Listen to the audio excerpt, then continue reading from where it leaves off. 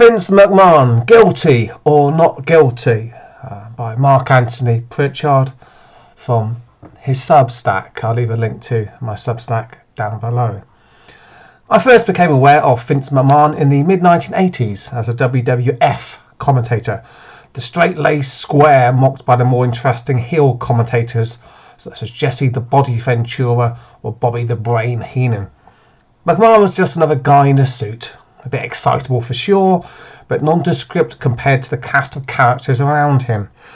And I'm not sure when it was that I first realised that the corporate suit was the boss of the whole thing, but by the time the Montreal Screwjob took place, a time period when I was reading the Wrestling Observer, watching Anita death matches on VHS, and purchasing ECW t-shirts, I was entirely aware of the story behind the story.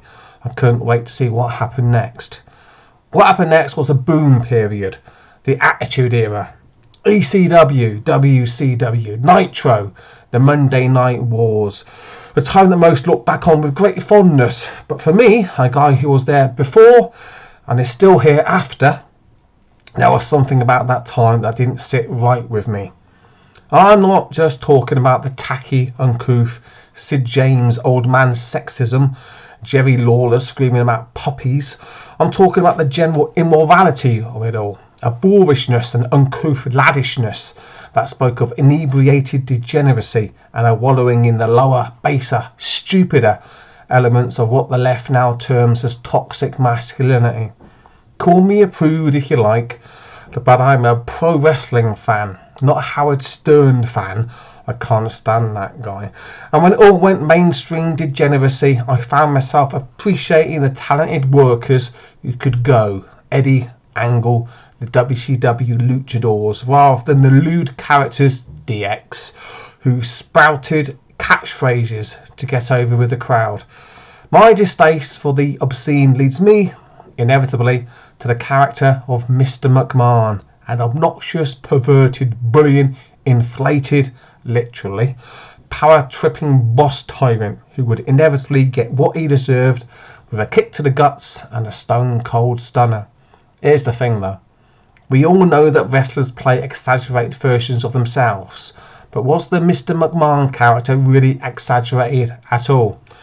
Maybe it was just Vince hiding in plain sight, laughing in our faces because he couldn't quite believe that he was so easily getting away with it all.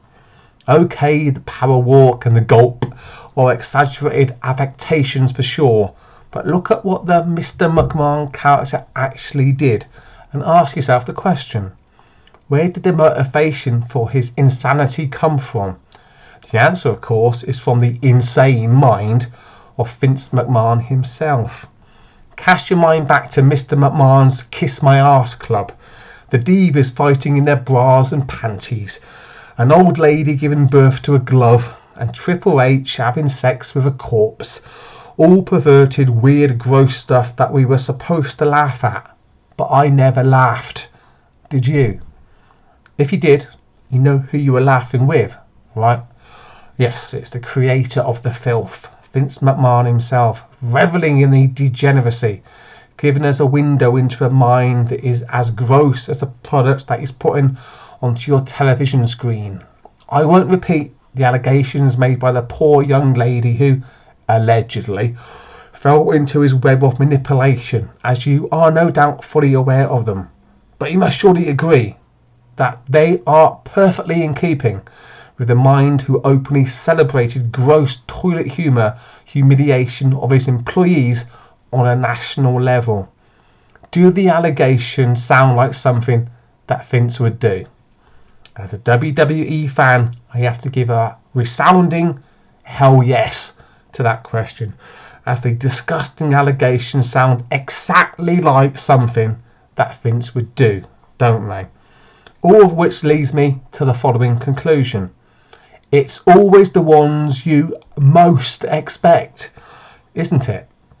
That's how it works in the real world. The weird guy is acting weird because shock, horror, no shock at all actually, but plenty of horror, he is actually just that. Very, very horribly weird. And if you have any sanity remaining in your head during these post-lockdown times, you'll recognise that fact. Listen to your instincts and recognise the truth of the matter, a truth that is right in front of your face. And that's the message that I want to leave with you now, because the lesson to be learnt here isn't a very difficult one at all, but one that we never appear to learn. Believe the freak when he is telling you that he is a freak, and react to that freak accordingly. But what, I hear you cry, do we do when the freak is rich? Well, when he is rich, Bill Cosby, Harvey Weinstein, Ron Jeremy, Michael Jackson, Jeffrey Epstein, and on and on and on and on, get the F away from that freak immediately.